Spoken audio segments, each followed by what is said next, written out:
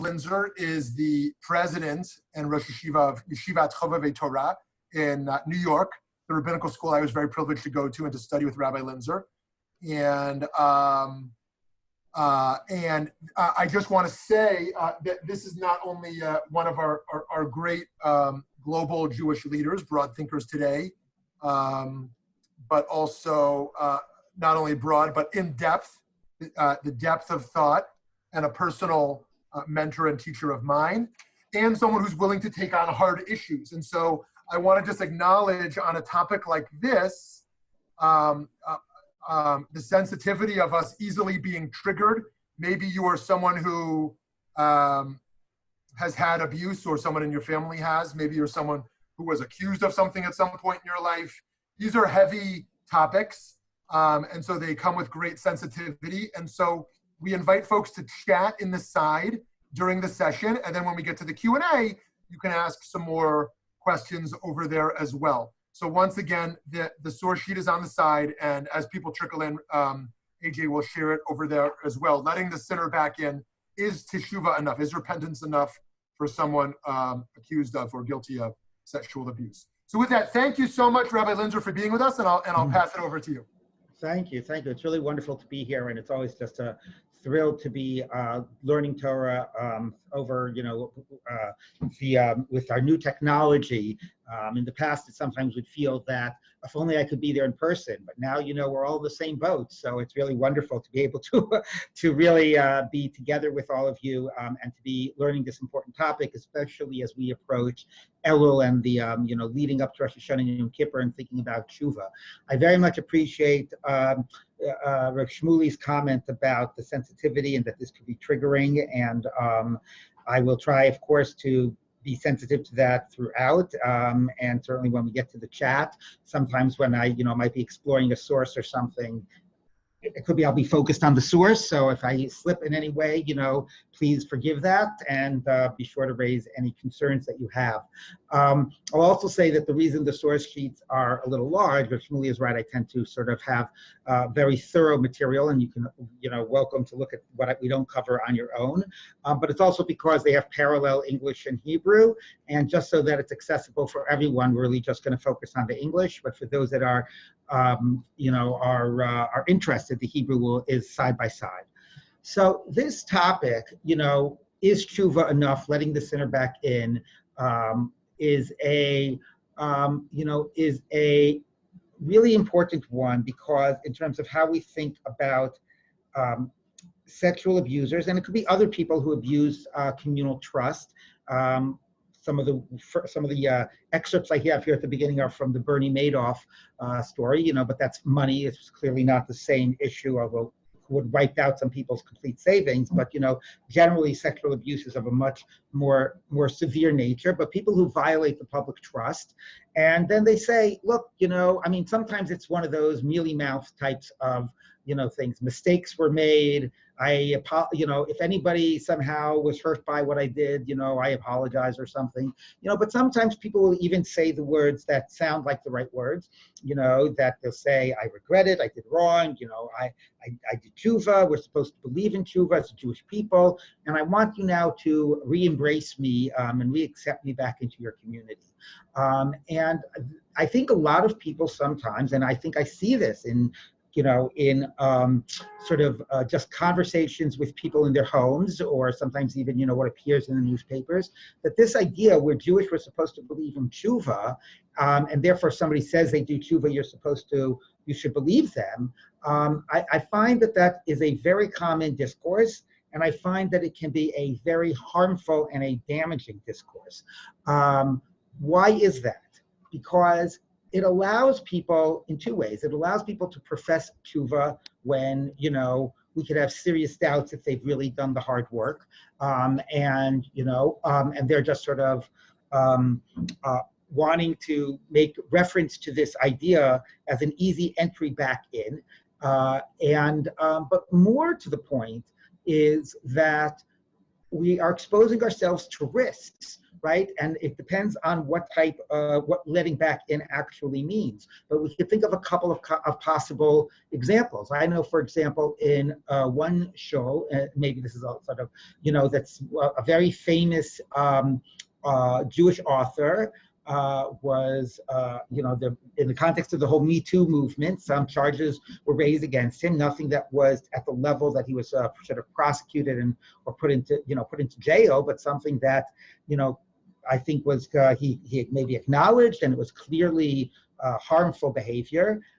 And then the question was, he came up with a new book, and would the show have a, sponsor a talk of his and a panel of him talking about his new book? And if there were people, particularly in the show, that were hurt by him. So, the cost there of letting somebody sort of saying, oh, well, I said I did teshuvah, so you should accept me back. The cost there is, how are you hurting the people that were his victims by putting this person in a position of, of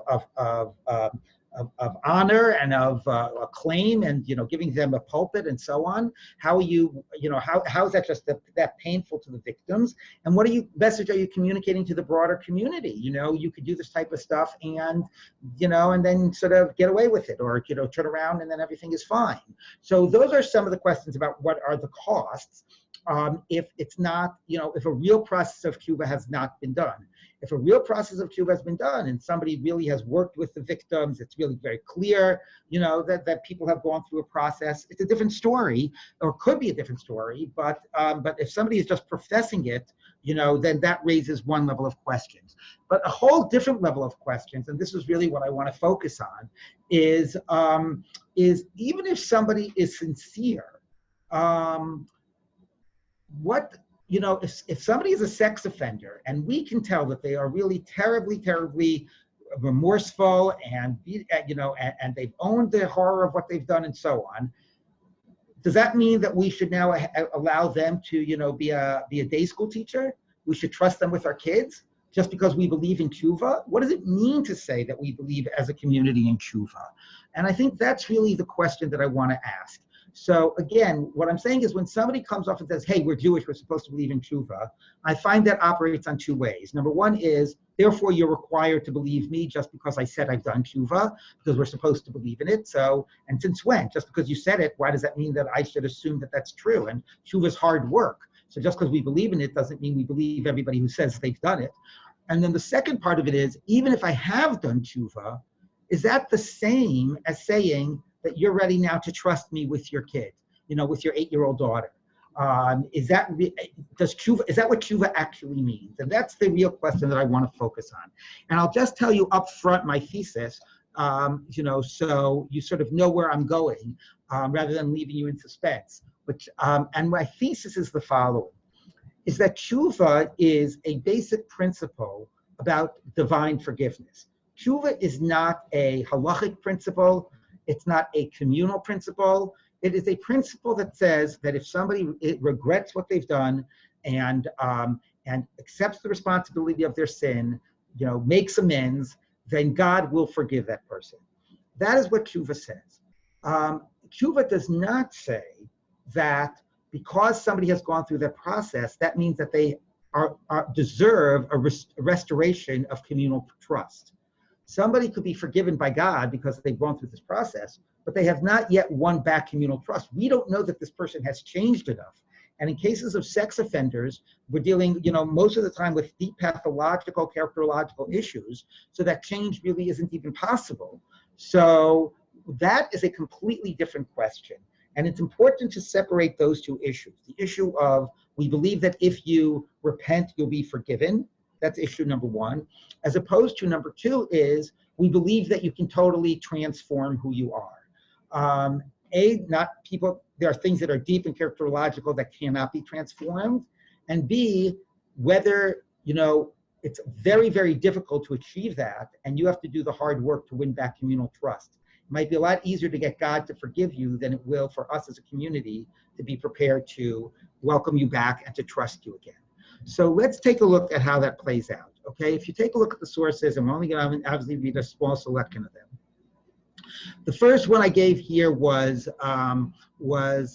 let's start with number 3, okay, which is actually the case of a sex offender. And here, this is about, what's his name? I think it's about, now I'm forgetting his name, it was so many years ago, from NTSY, Lander, Rabbi Lander. And here's what Rabbi Blau says about it. He says, many of us are not trained to understand the nature of abuse and how pernicious it really is. He, Rabbi Blau, said, when abuse occurs, often we think it's an accident. Someone slipped once, they can do tshuva. Or concept of repentance overwhelms a sense of caution, especially with rabbis, because the assumption is, if he's a rabbi, certainly he repented. Blau said of abusive rabbis, he or she is still a danger to others. I think there's no serious question that Nasira does not apply, meaning Nasira is informing the police. So the point is that we are ready to assume that people have done tshuva, especially sometimes with rabbis and people that are in powerful positions and charismatic, people, and that's sometimes the people that can abuse their positions. We're ready to assume it, and we also think it's achievable, and in some cases it is very much not achievable. So let's start being a little bit more concrete. And let's talk about what the general requirements are for tshuva. So this is from Maimonides, chapter 2, and this is source number 4. What constitutes repentance? Repentance consists of the sinner abandoning his sin and removing it from his thoughts. So he basically, in his mind, says, I don't want to go back and doing that. I never want to do that again. And resolving firmly never to do it again, as it is said, but the wicked man forsakes his way, and the unrighteous man his thoughts, and let him return to the Lord. So number 1 is you feel bad about what you've done and you don't want to do it again. One should be remorseful over what he has done. So you have to have remorse, and God, who knows all things, would be prepared to testify he will never return to that sin. And one has to confess it verbally and declare all these matters that he has resolved in his heart to do. So the 3 major components are remorse about the past, commitment about the future, and a verbal confession. Now, the reason a verbal confession is important is because it is sometimes very hard to say that out loud. It's one thing to think in your mind, oh, I feel so bad about, that I gamble, oh, I'm never gonna go back and gamble again, and so on. But to actually say out loud, I'm a gambler, I have an addiction, I accept what I've done is wrong, I realize that I've hurt people as a result, that concretizes it and makes it real. And that's also an owning of responsibility, recognizing, that's the first step. I acknowledge that I've done something wrong, and I say that. And now we can start talking about, I've concretized it, I've owned it. Now we can talk about regret for the past and acceptance for the future.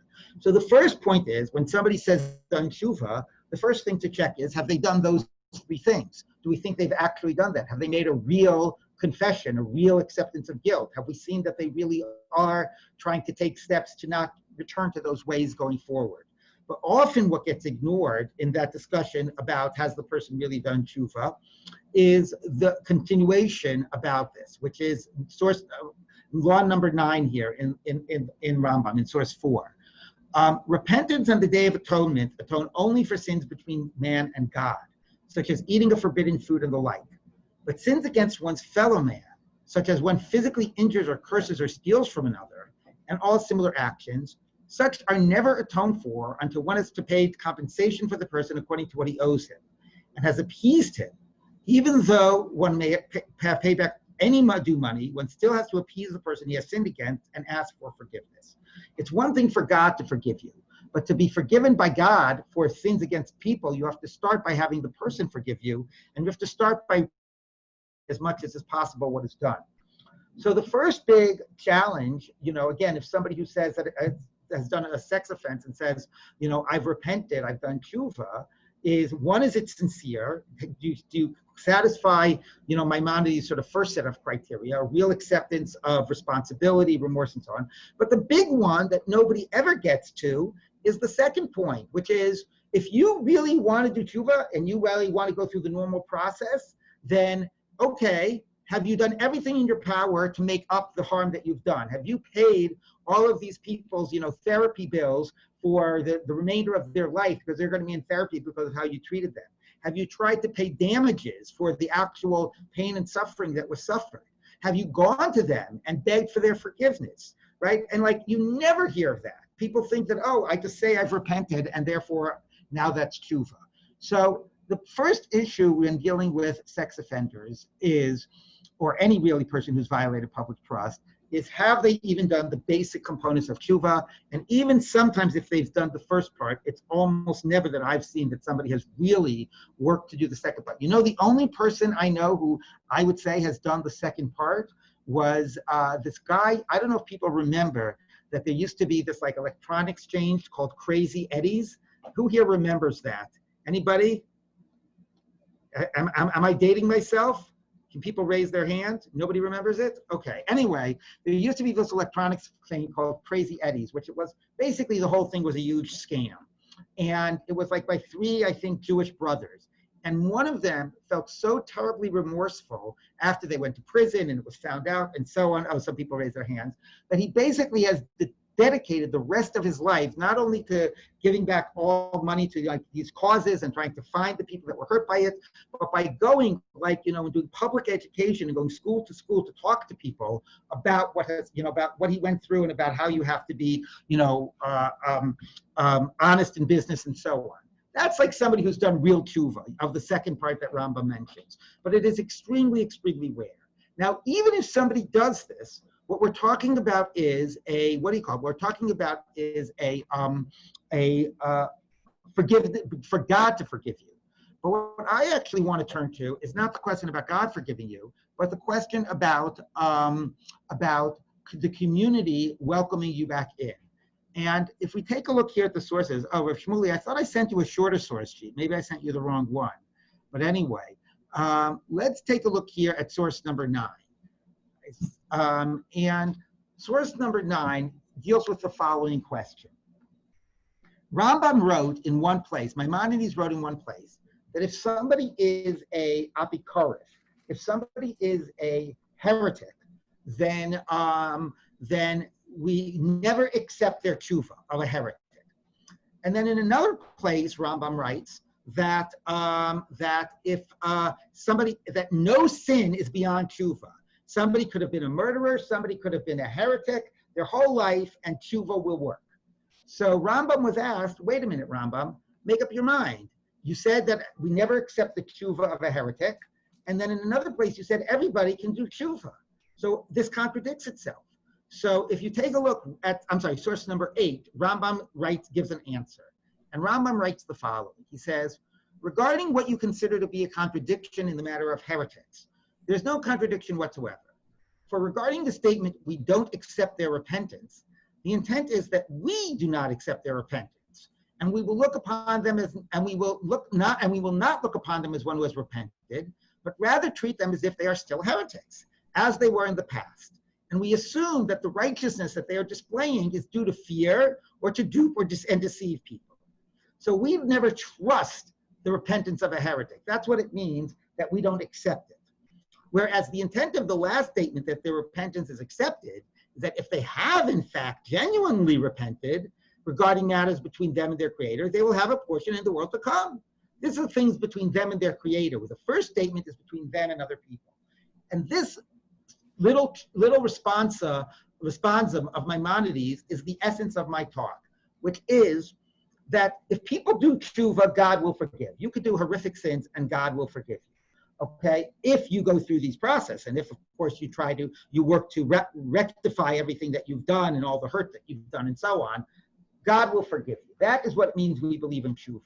But that doesn't mean we as a community have to believe that we can trust you and have to believe, we don't know if it's sincere or not. And even if it is sincere, we don't know if you really managed to change the type of person you are, right? And therefore, we as a community are allowed to and have to really stay on guard to protect ourselves. So Maimonides was afraid that we have to protect ourselves against the harm of heresy. And as is explained by later commentators, the reason he thought specifically we needed to be skeptical of the tshuva of a heretic is because a heretic, heretics used to be called like free thinkers.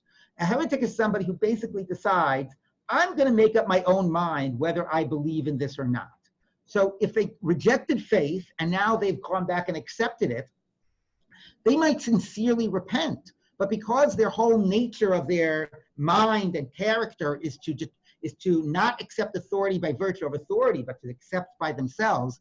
Basically, somebody said nowadays we're all heretics. But anyway, but because of that, even if they're sincere, they might wake up a year from now and have changed their mind and decide they can't believe it anymore.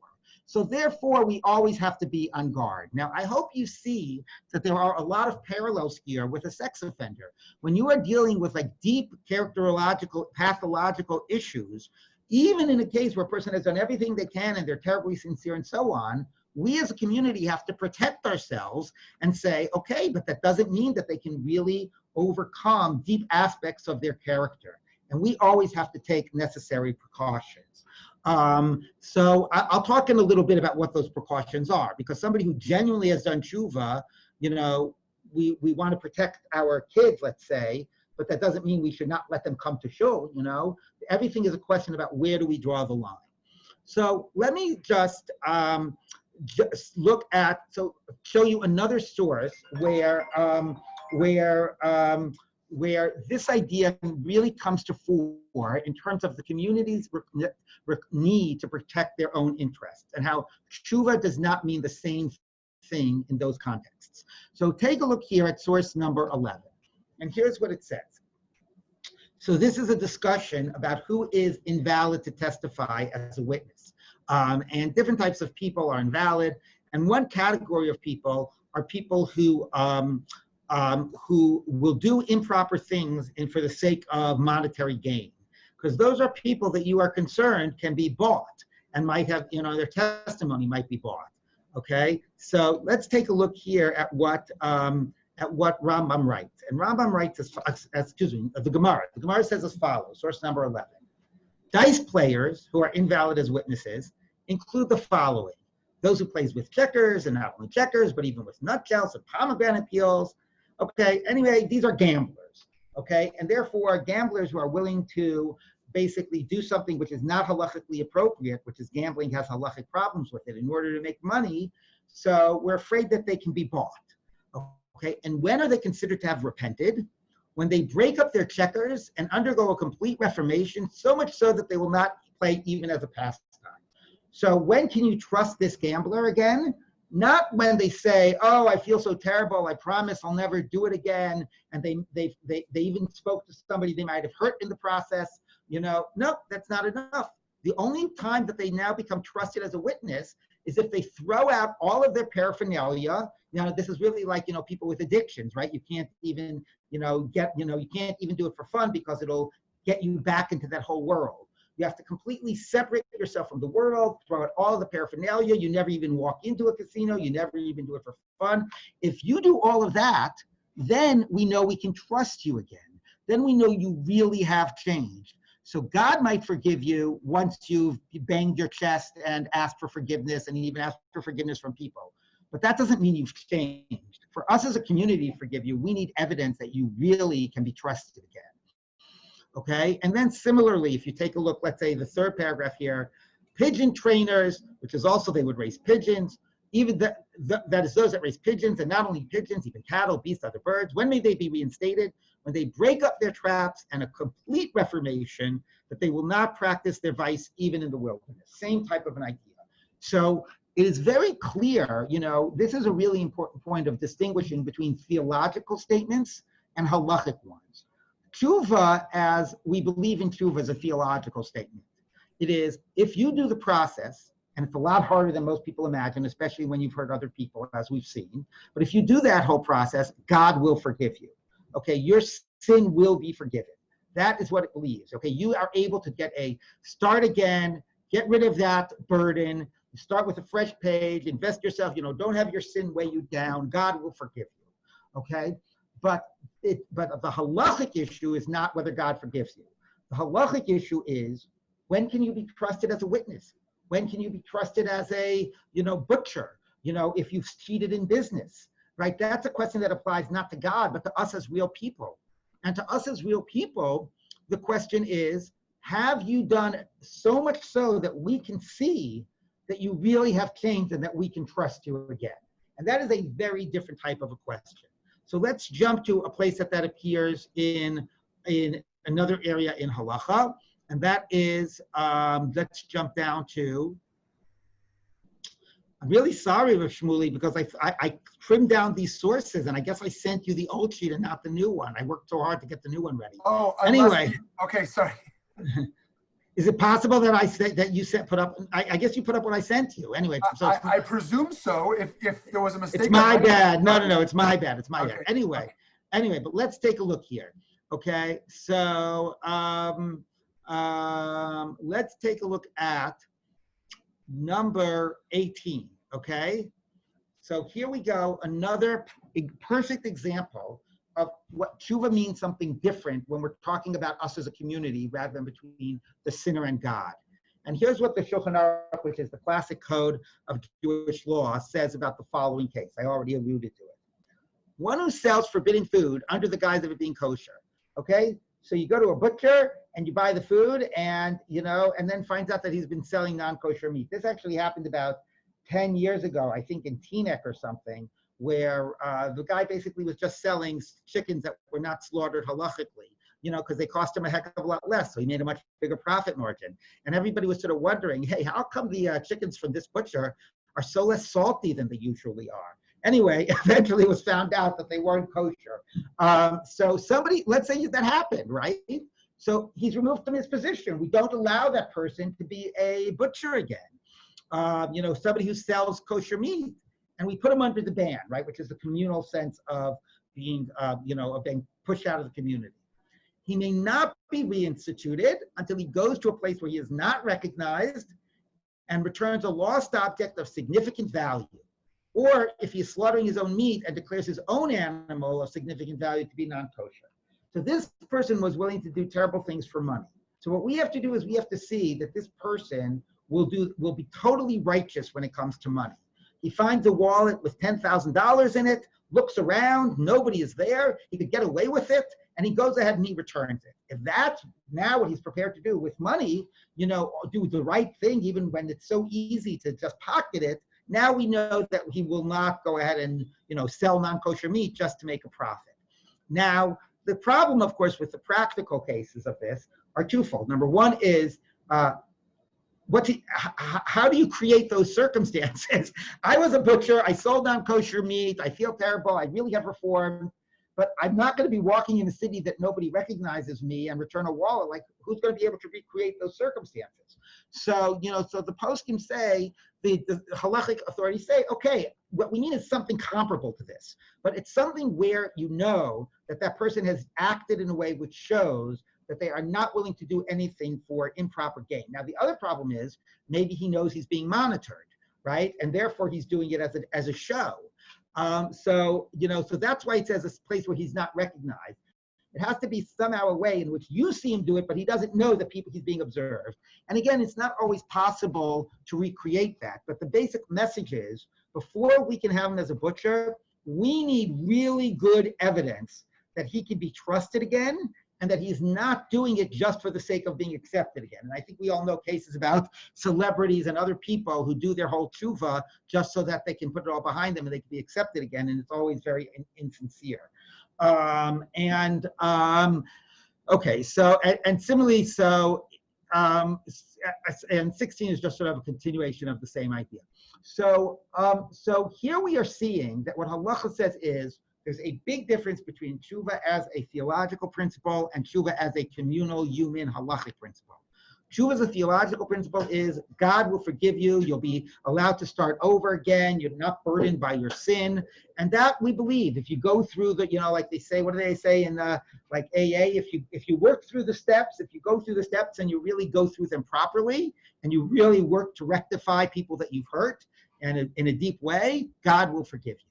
That's a theological principle. But a real world principle is that we know that it's very, very hard to change who we are as people, right? And that we can really, really work on it and be sincere. And it still is very hard to change deep traits of ours. And, and we don't know people's sincerity. And the real world human communal principle is we have to be very skeptical about how hard it is to actually change, and also very skeptical about how sincere somebody is. And before we are prepared to trust them again, we're going to really need profound evidence that trust can be restored. Now, I want to pause here and talk a little bit about the case of sex offenders, because, you know, in the case of sex offenders, I think most cases, you know, some of them like that are like from the, you know, the Me Too category, which, you know, encompassed a huge range, right? Some of them, you know, are things that I think are very much within people's, you know, ability to not act that way, you know, in the future if they really are deeply committed. But others are deep and pathological, and, you know, people, even no matter how much they want to change it, are not able to change it about themselves. So what am I saying about those people? Am I saying that, you know, because they can't change who they are, they can never be sort of welcomed back into the community? So I'm saying two things. And I'll first start by saying that I had the opportunity to actually go to a prison and meet with a number of individuals who were committed of sex offenses, who were in a program to help them be able to, you know, work on what they had done wrong and be able to manage in the outside society. And the basic thing that they said to me was, we are never going to change who we are. Like, we are never going to change, you know, what I want to do when I see an 8-year-old boy. Like, that's never going to change, my desire to do that, okay? What I can do, though, is if I'm committed to not repeat my actions, is I can make sure I don't find myself in that situation. I can make sure that when I go somewhere, I inform my boss, or I inform the rabbi, or I inform whatever. These are the protections that we are going to need. These are the guidelines that we're going to have to institute, and that will keep, you know, everybody safe. And that's what I can do, you know? So I can prevent those situations from occurring, and I can be responsible enough to make sure that that happens. So that is, if somebody is acting that way and they're coming forth and they're saying, you know, I want you to know I'm a sex offender. Here's what we have to do. If you want me in your show, I'd love to come to your show, but here's what we're going to have to do to make sure that, you know, everybody is safe, right? So that's a case where, you know, that is a tshuva that can restore trust. It still means we have to be careful with all those things, but it is possible to restore trust, because even things that are characterological, if you really want to change, there's ways in which you can, you know, make the circumstances such that the horrific abuse will not occur again. So that's point number one. Point number two is also, like I'm saying, the question is, trust for what, right? It's one thing to say, I don't trust you to have you teach, you know, my kid. And it's another thing to say whether I will, like, allow you to come to my shul and to, you know, be part of the synagogue and so on. So the butcher that we don't let continue to sell the meat, it doesn't mean that we don't let that butcher, you know, come to shul, right? The area, you have to focus on where is that area that trust has been violated and where you have to protect yourself. That's the place where you have to say, we have to act first. Our responsibility is to protect ourselves, not to worry about whether you may or may not have done tshuva. And then but there are other areas in which we can be more open and more welcoming. So I will just sort of end, and I'm going to turn it over to the chat because I'm afraid it's a lot of sources and maybe people have to talk this out. What I want to end by saying is that it gets complicated when the question becomes one of messaging. And what I mean by that is, let's deal with this example, right? Let's deal with something that's a little less charged. Let's deal with this example about the butcher who sold non-kosher meat. And we're not ready yet to have this person be a butcher again, right? Because he hasn't done enough to restore our trust about that. I'm not going to kick him out of shul, but let's say, like, I don't know, he wants to give $1 million and donate, the Sifrei Torah, and wants to have a whole event in his honor, right? Or he wants to get, read, the Maftir Yonah on Yom Kippur, right? What are the things that, even though it's not going to actively do something to hurt people, right? It is sending a message of looking the other way, of acceptance, of you can do bad things and get away with it, and so on. Or you could say, no, it's sending a message that we believe in tshuva. We have to. So I think that is a really sensitive issue and a challenging issue. About there are so many different ways we could be talking about re-accepting somebody in the community. And what I'm trying to get across is that our first responsibility is safety. For Rambam, it was safety about people's beliefs, so he was careful about heretics. For us, it's safety about people's, physical well-being, emotional well-being, financial. until I am 100%, you've won back my trust, then I really don't care. The safety of me and my kids and my family and our community comes first.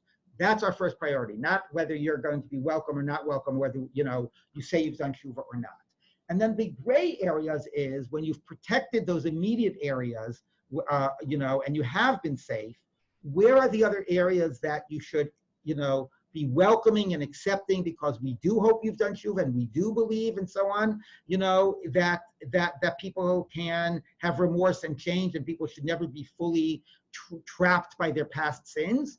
And at the same time, are we sending that message to the community, or are we sending a message that you can sin and get away with it as long as, you have enough money, or as long as you're the rabbi's friend, or who knows what? So I think those are the questions that I don't have clear answers to.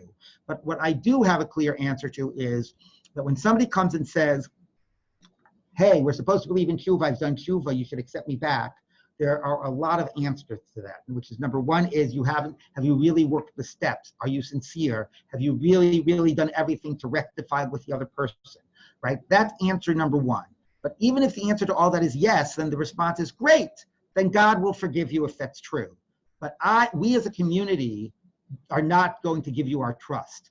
There are cases where you can never win back that trust because we see this deep pathological issue. And there are cases where, where you just have to, demonstrate to us in extreme ways about that you are somebody that can be trusted once that trust was violated before we can trust you again.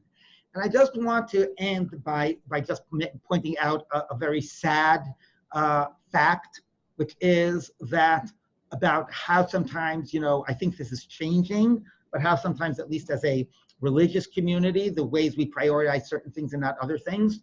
If you think about the case of the butcher, right, the butcher that really sold treif meat. So now I find out like, oh my God, I've been eating chazer, pork, and all this stuff and non-kosher chicken, and I can't believe it, right? I think it's clear that it would be almost unthinkable, that we would have this guy come back as to sell meat, unless again something extreme made us over years convinced us that he had changed, right? Whereas if somebody was like, there are rumors going around that he is inappropriate with some of the kids that he's teaching. Oh, but he's such an amazing teacher and he's so charismatic and the kids love him so much.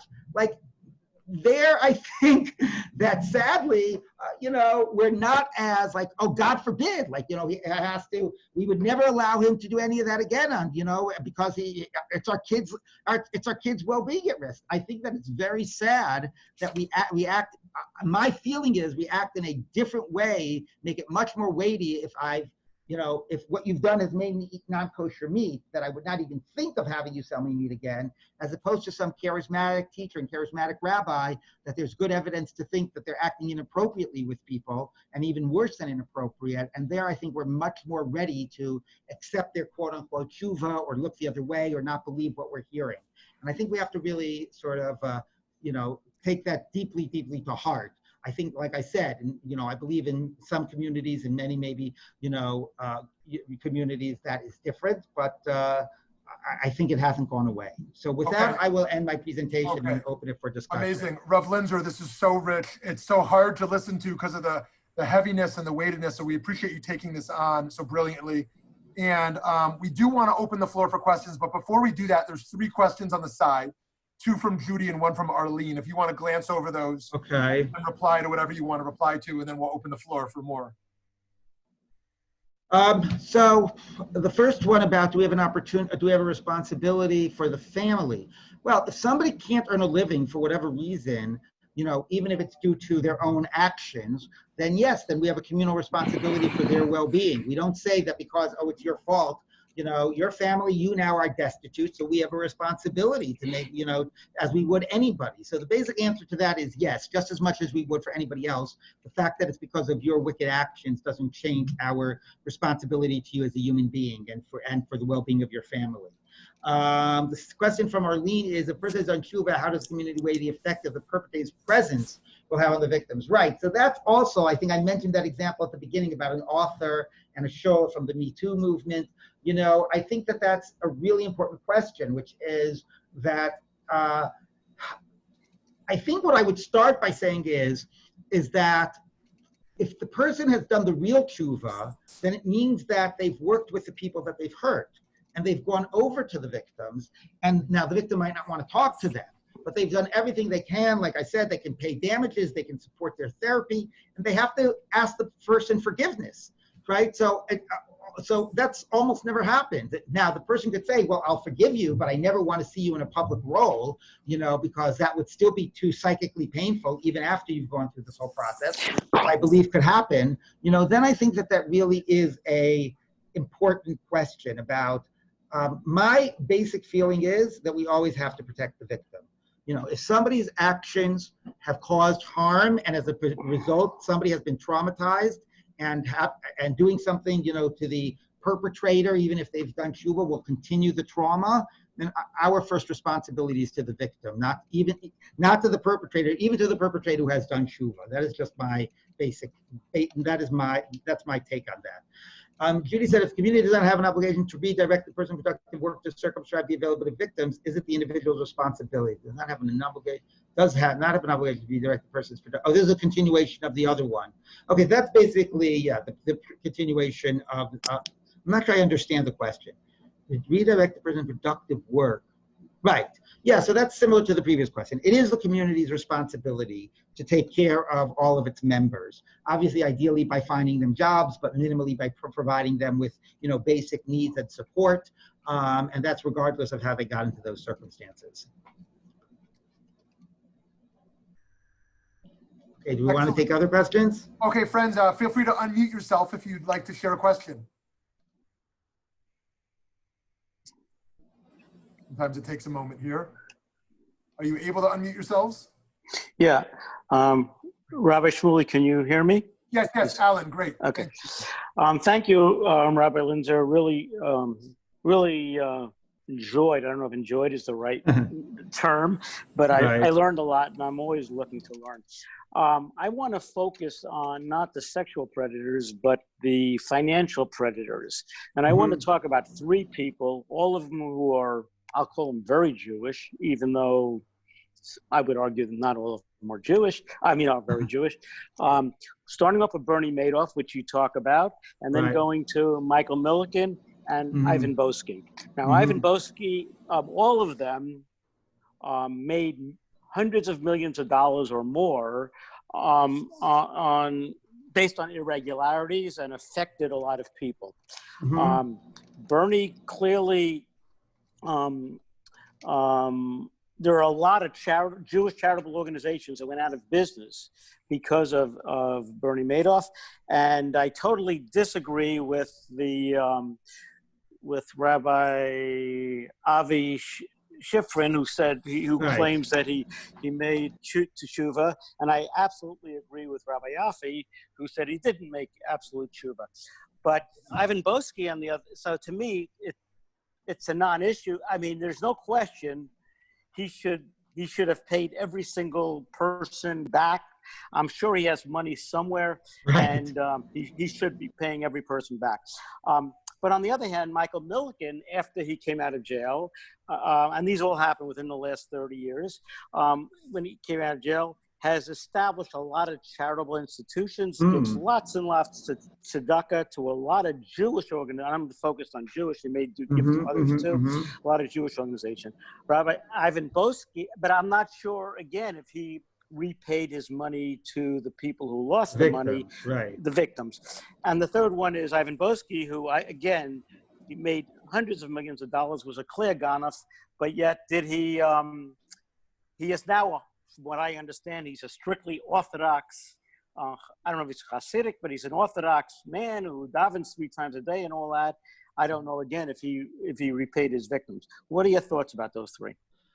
Well, the first one is clear. He hasn't done tshuva, and that's why I exactly presented the Jaffe response, that some facile statement, which he didn't even say, even his statement was, I think, a little mealy-mouthed, made up. But anyway, but certainly that's not tshuva. I think that the second one is an interesting one, because how do you repay all of these untold victims? Now, there probably is a record in some cases of, of like who you directly hurt. I think by Madoff, maybe more people who invested the money, and then lost it. But people that do like financial shenanigans, there could be a lot of people that are indirectly hurt. And how do you even know everybody that was impacted?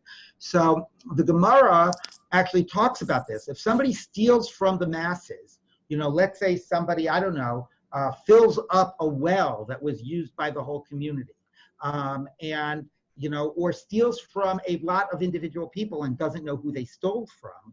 So the way you rectify it to the best of your ability is you do something for the entire community.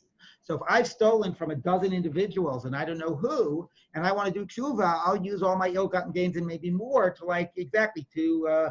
pave a road, a main road in the community that's been needing paving for the last 20 years. And then eventually everybody benefits from it, even the victims. So the middle case sounds a lot like that. Would be interesting to ask, why has he tried? Why hasn't he tried to identify directly the victims and to make some form of restitution?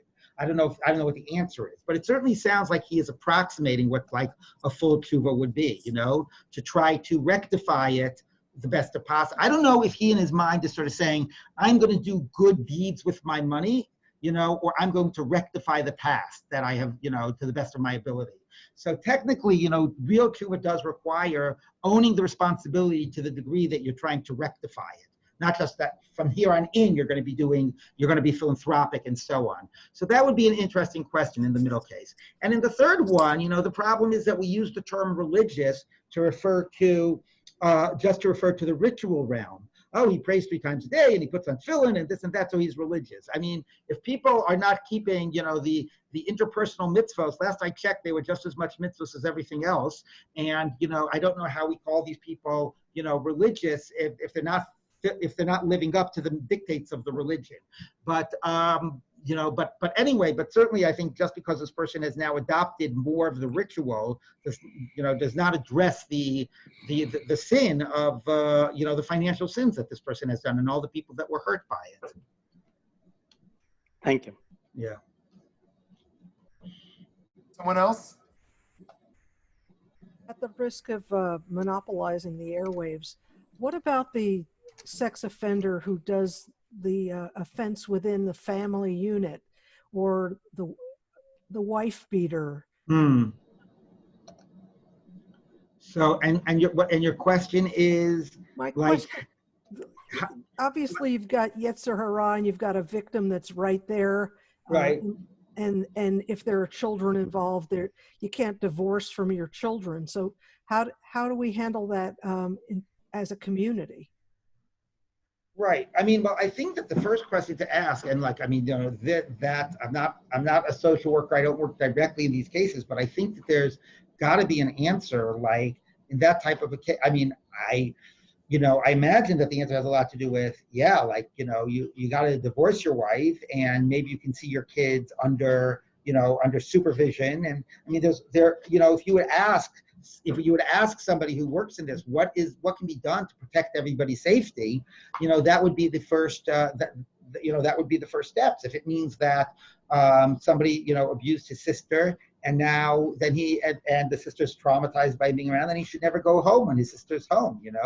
I think that there are clear steps that can be taken to protect people. So that's my response. That the number one, the basic message I'm trying to get across here is, believing in tshuva doesn't mean that we have to believe in a fantasy. We have to live in the real world, and our primary responsibility is to people that are victims or would be victims, and it's to protect everybody's safety.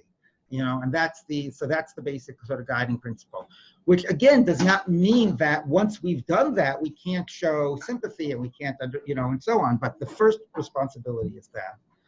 I want to also respond. Somebody wrote in the chat, Rambam says not to think about things. What if thinking about them is helping them know what triggers them? Yes, I don't think that's absolutely true, and it probably could be true by a lot of other sort of violations as well. Rambam, that should not be read too literally. What Rambam actually means is, like, you should not be, obsessing about them, like, oh, I just can't wait till I get back to the, to the casino, and I would just love to be doing this. You have to try to redirect your thoughts. Now, that's not always possible, because that's where people's thoughts go, and if they have this as a deep part of who they are, so they can try to restructure their lives. But we're not asked to do things that are beyond our ability. There's ways in which we can sort of indulge our thoughts and obsess about them and do things to feed those obsessions. And then there's ways in which we can try to get ourselves invested into other things. But that's really what he means. It does not mean like good therapeutic work of being reflective. He means like a type of an obsession of thinking about it so that it's feeding into the desire to do it and keeping you in that whole deeply conflictual world, or, dangerous world.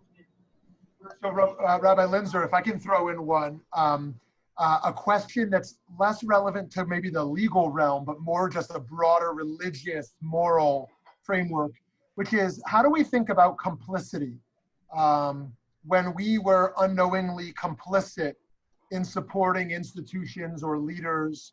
How do we think about teshuvah where we're not necessarily legally bound by it? And, let me give out two sort of broad frameworks. One might be, let's assume, because it's in the press, we can talk about it. Let's assume Leslie Wexner knew nothing about Jeffrey Epstein and what Jeffrey Epstein was doing. What is the responsibility of someone like a Leslie Wexner, aside from saying, I didn't know, of course I denounced that? And then on our own personal level, when we support businesses, we support leaders or institutions, and then we find out something, we can simply say, oh, that's horrible, we denounce that, obviously. But on a religious moral level, how do we respond going forward to sort of some tiny degree of complicity of having been associated with people who did things? Yeah, so I really appreciate that question. That is such a good question because, our focus is so often on perpetrators and victims and not on the sort of bystanders or the people whose silence or other types of actions are complicit. And as we all know, it's who is the one that said that, all evil needs to succeed is for good men to stand by and be silent. And so I really, really appreciate that question. And, Halakha certainly recognizes a responsibility, first of all, to intervene if somebody is being endangered. We have a responsibility to intervene. And if somebody is doing something wrong, we have a responsibility, even if nobody is being endangered, we have a responsibility to give what's called tochacha, and to tell them not to do it. And even if they're not going to listen to it, we have to be, there's an idea of doing it just to voice objection, even if it's not going to change the person's, the person's actions. And, we just sort of finished, got off Tisha B'Av not too recently ago. And the Gemara says that, that God said that the punishment at the destruction of the temple would start with the righteous, because the righteous saw what was happening and they didn't do anything about it. So it is so central to our, understanding of responsibility, but it doesn't get sufficiently raised in this area of tshuva. So first of all, I really want to express my appreciation. How do people who were complicit, how do bystanders who could have done something, just to ask the question and say, like, they have to think about what tshuva they have to do for being complicit bystanders. Like, I mean, I'm just repeating myself, but because it's such an excellent point. Like, I don't think we ever say that in any of our discussion in the discourse. Like, who has ever heard any rabbi on a Yom Kippur, say we should also think about ways in which we've been complicit and we could have done something more, for somebody else when they were doing something wrong. Like, anyway, so first of all, Rav Shmuley, thank you. It's a really critical point, and we have to just think about that more and begin to own that. In terms of the specific issues that you raise, I mean, look, if somebody really doesn't know about anything, then you can't have guilt by association. I think what you're actually asking is, some of these people say they didn't know, but probably they were being a little willfully blind. I don't want to know, whatever, I've heard, I'm not paying attention to it, and so on. So, but, you can't be responsible for something that you have absolutely no fault in. But I guess, I'm curious to hear your thoughts, meaning all I would say is that, we have to start by saying people who are complicit bystanders have to do tshuva as well. They've made the evil possible, like all those sources I've cited in the Talmud, that and even though they're passive, because we often think about sin as being active, not about being passive. Right. But, but to own that, yeah, you sin by standing silently by, so, and the tshuva is, what can I do next time? I mean, don't they have, in some schools, they have, what is it, like bystander training, or, you know, what's it called? Not bystander. Bias? No, not bias. No, but what's it called? You know, you have the victim and Bully, the perpetrator. bully training. Yeah, bully but it's, training. but it's training the people that are not the perpetrator and not the victim, right? So, so anyway, I think that there's another word though that you use, not just bystander, but basically in the high schools they're actually doing this and sort of saying, we're going to train everybody else about what they're doing, how they can make a difference, you know, if they're standing off on the sidelines. So, you know, I guess my first answer actually is that we have to bring that into our discourse, and exactly that. Like, we have to be talking about not only how do we not sin, but how do we not make it possible for other people to sin? You know, how do we not stand silently by? And if we do, then that requires tshuva, but it's harder to do tshuva for not doing something than for doing something, you know? You know, it's not only Les Wexner. Bill Clinton is in that same boat, and so is Alan Dershowitz, among others, who have been seen with Jeffrey Epstein on numerous occasions. Right. But look, some people could genuinely be innocent. I mean, not be complicit, right? So, yeah, there's bystander intervention. I'm just gonna, go ahead. I just checked this out on Wikipedia. Go ahead. What are your thoughts, Rav Shmuley? Can you share your thoughts about that? Oh, well, thank you. I mean, just a closing thought, and then we'll wrap up here. And we look forward to continuing this learning. But I think about this all the time, my own complicity in a whole host of issues societally. And I think the most complicated one is economically. I buy Apple products, and I know slave labor is in some way involved. Or have we always avoided blood diamonds? Have we always bought fair trade? So when it comes economically, we know or now we have the Uyghur genocide in China, and the amount of clothes in America that comes from supporting that concentration camp labor. It's really terrifying, and it's easy to say never again. It's easy to say that's an abuser, but when I look at myself and I look at the complexity of being a part of America, our complicity of voting for candidates who did horrible things, our complicity of buying products produced in horrible ways, of supporting leaders, you know, who have done things, and so. You know, and my answer here, because it gets so overwhelming, is not an answer, but my reflection here is partially that we have to take baby steps to move off of practices that are destroying the planet, are really killing lives. But also we have to look at the issues where we're still causing harm, even where we can't get ourselves off of it yet, even though because it's almost impossible not to be complicit in certain harms of capitalism. Look, I think capitalism is a good thing, but there's harms. Right. And so, but we have to double down in kind of our tikkun, our repair of some of the damages that come from that. But I think we don't even have a discourse for it yet. You know? Yeah, no, I completely agree. The big problem is that we do not have a discourse, and that's why I was just so taken by the question. Like the first major step is to just say that. How are we thinking about the tshuva we need to do for the things we didn't, we were complicit in, as being bystanders or as being party to things and so on? Like, that would be amazing if that became this coming Yom Kippur or something, this coming Elul season, like that became something that we would be raising broadly as a community. I think, we really have to begin to internalize that and make that part of our discourse. I will say, Rosh Shmuley, the examples you gave are a little bit different, and I think they point to different different difficulties. You spoke about things that were active. I'm going to buy meat, which I know is supporting this horrific, whole industry, right? Or stuff made in China. I'm actually doing something. But the impact that I'm having by myself is completely trivial and negligible. Right? It's only because everybody else does it. So how guilty do you want me to feel because I'm buying stuff from China? What difference does that really make, right? And I have to just multiply my case and say, yeah, but I'm part of everybody else who's doing it.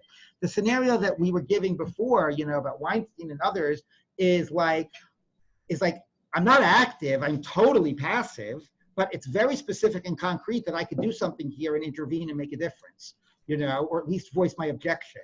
So both of those present challenges of owning a sense of responsibility. One, because it's totally passive, right? Even though you can really make a difference. And the other because, even though you're active, but because it's your particular role is completely negligible. So, you know, I think that those are both an issue of complicity, but they present different types of challenges. Yeah. Okay, amazing. I would love to continue this conversation. This was brilliant and thoughtful, and I think this has given so much food for thought in the sources and contemporary relevance. So thank you so much, Rabbi Linzer. My pleasure. Thank you for the opportunity. And thank you all for joining us. And if you know someone who meant to join but couldn't, we have the recording to share with them as well. Lots of other great learning events coming up this week. I know you all get our emails, so I won't hash them out now. Have a wonderful day. Thank you. Be well. My pleasure. Take care. Bye.